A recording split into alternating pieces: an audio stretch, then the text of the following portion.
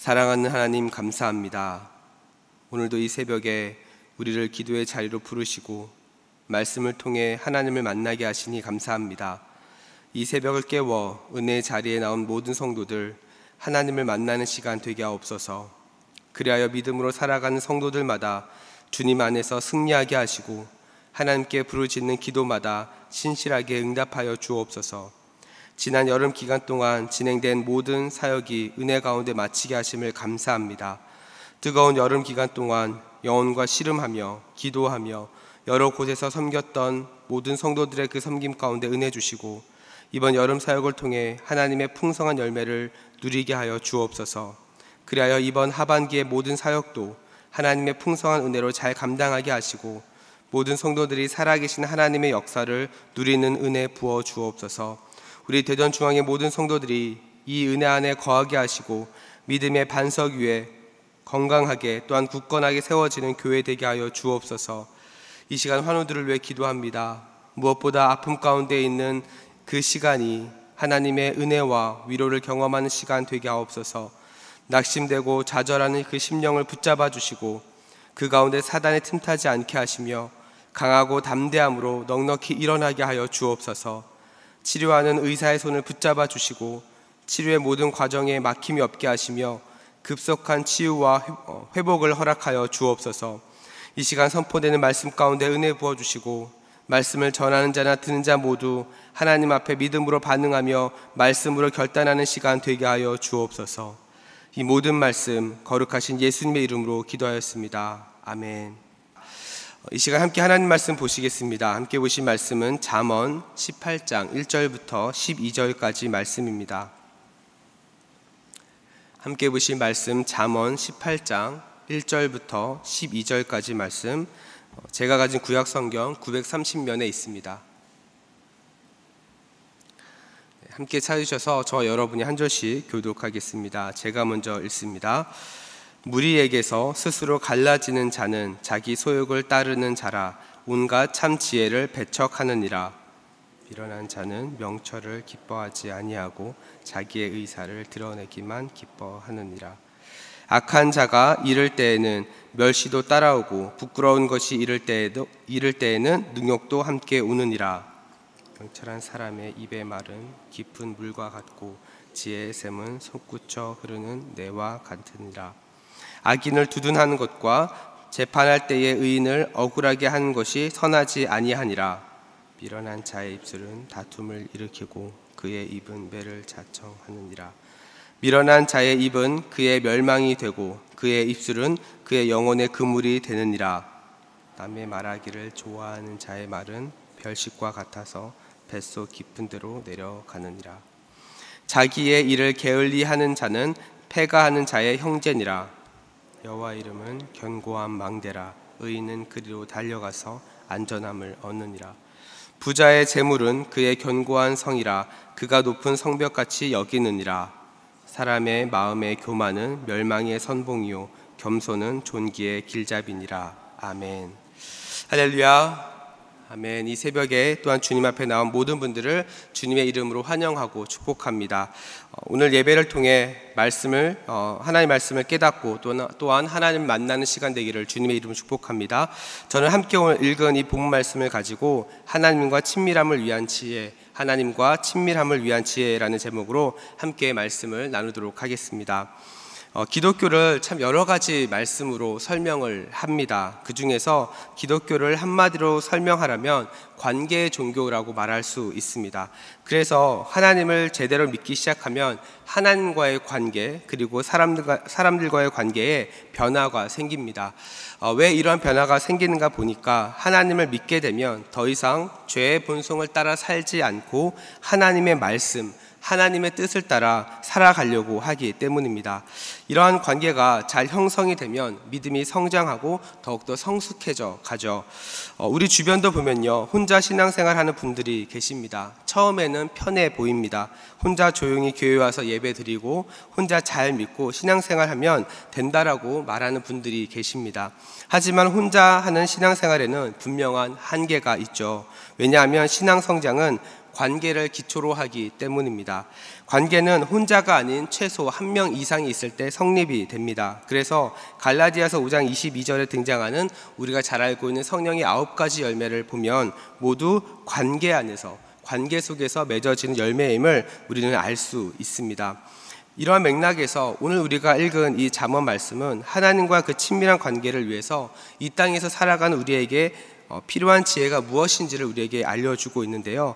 이 새벽에 그 지혜가 무엇인지 함께 살펴보고 함께 기도하는 시간을 갖고자 합니다. 하나님과 친밀한 관계를 유지하기 위해서 필요한 첫 번째 요소는 바로 교회 공동체에 속해 있어야 한다는 겁니다. 오늘 본문 1절 말씀을 보니까 다음과 같이 말합니다. 오늘 본문 1절입니다. 무리에게서 스스로 갈라지는 자는 자기 소욕을 따르는 자라 온갖 참 지혜를 배척하느니라. 이 구절을 반대로 말하면 이렇게 이야기할 수 있습니다. 자기의 욕심을 따르지 않고 무리와 함께 있는 자는 온갖 참 지혜를 얻을 수 있다. 이렇게 이야기할 수 있겠죠. 여기서 본문에서 말하는 참 지혜는 하나님을 가까이 하는 지혜를 말합니다. 그래서 1절에서 쓰인 이 지혜라고 하는 단어가 미가서 6장 9절에는 다음과 같이 이야기합니다. 지혜는 주의 이름을 경외함이니라. 같은 단어입니다. 같은 이 지혜라고 하는 단어가 6장 9절에 이렇게 쓰여져 있는 겁니다. 다시 말해서 하나님의 이름을 부르는 것이 바로 지혜의 근본이 될 수 있다는 거죠. 그리고 하나님은 이 지혜를 혼자가 아닌 함께 고백할 때에 온갖 참 지혜를 얻을 수 있다라고 이야기를 하고 있는 겁니다. 이것은 실제로 그렇습니다.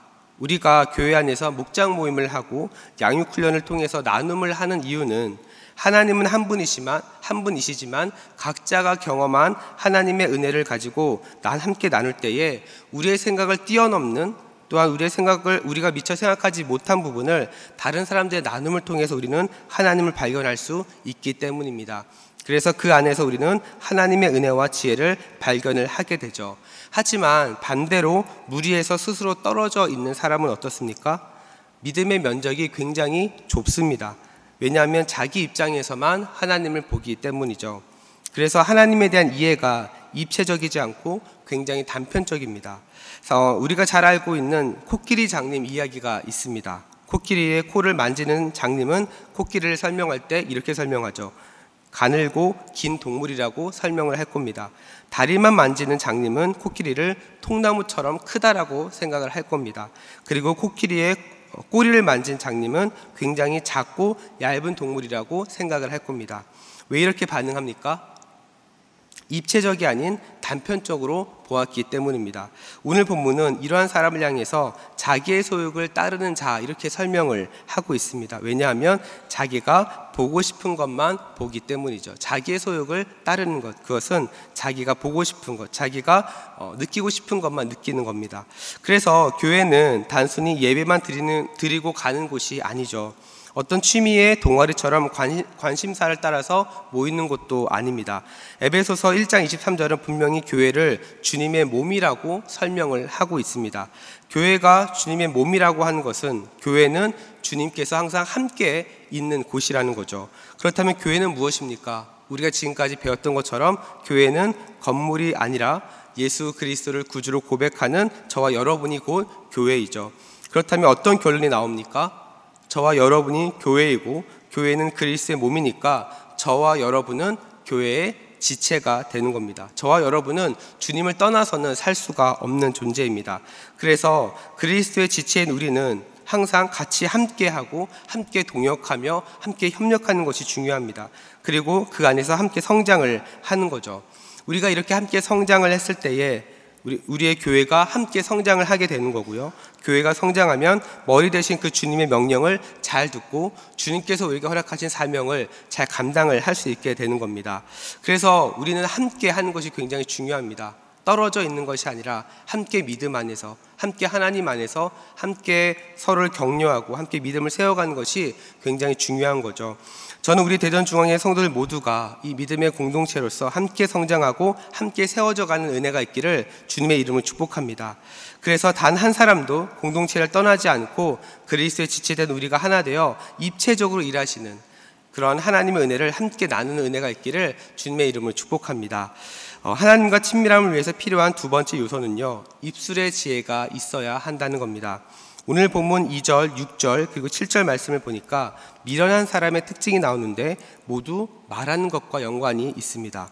먼저 2절 말씀에 보니까 미련한 자는 자기의 의사를 드러내기에 기뻐한다라고 이야기를 합니다. 다시 말해서 자기 하고 싶은 말을 하는 거죠. 그것만 하는 겁니다. 6절도 보면 이렇게 이야기합니다. 다툼을 일으키는 말, 매를 부르는 말이 있다라고 오늘 본문은 말합니다. 그리고 7절을 보니까 자기를 망하게 하는 말도 있다, 이렇게 이야기를 하죠.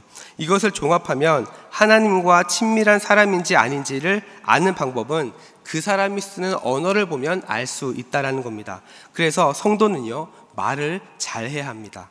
이것은 단순히 말의 기술을 이야기하는 것이 아닙니다. 말을 할 때에도 하나님의 영광을 드러내는 말을 할 수 있어야 되는 거죠. 그래서 자기가 하고 싶은 말이 아니라 하나님이 기뻐하시는 말을 우리는 할 수 있어야 하는 겁니다. 왜냐하면 하나님은 우리의 작은 신음까지도 들으시는 분이기 때문이죠. 야고보서 3장 2절을 보니까 이렇게 이야기합니다. 우리가 다 실수가 많으니 만일 말에 실수가 없는 자라면 곧 온전한 사람이라.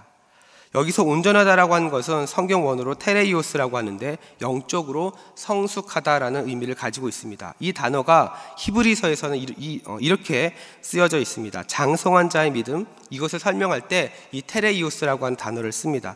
성숙한 성도 그리고 장성한 믿음은 교회를 오래 다녔다고 해서 만들어지는 것이 아닙니다. 우리의 삶이 일상에서 나오는 말에 의해서 증명이 되어야 된다는 거죠. 그래서 우리는 스스로 가까운 사람에게 어떤 말을 하는지, 그리고 우리 자녀들에게 어떤 말을 많이 하는지를 곰곰이 생각해 볼 필요가 있습니다. 왜냐하면 말도 잘못하면 폭력이 될 수 있거든요. 그래서 잠언 18장 21절은 죽고 사는 것이 혀의 권세에 있다라고 이야기를 합니다.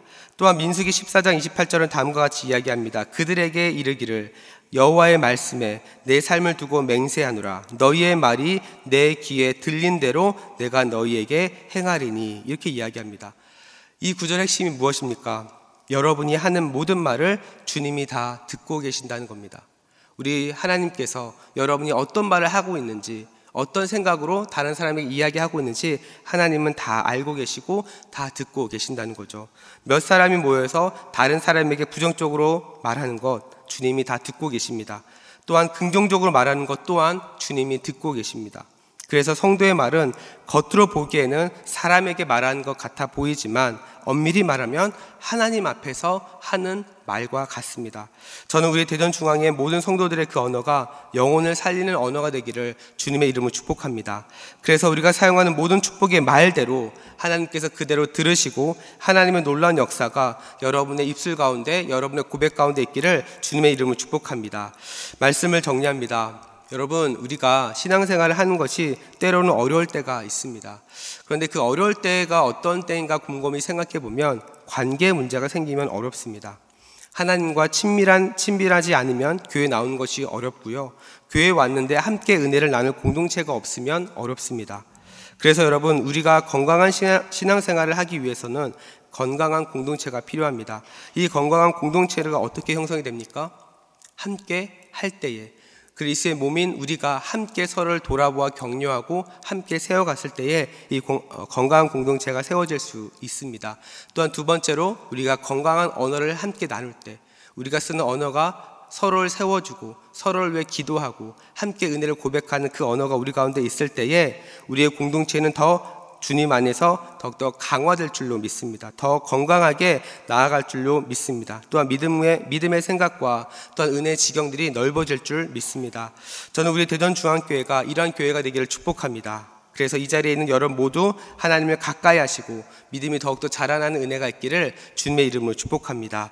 우리 시간 함께 기도하며 나아가겠습니다.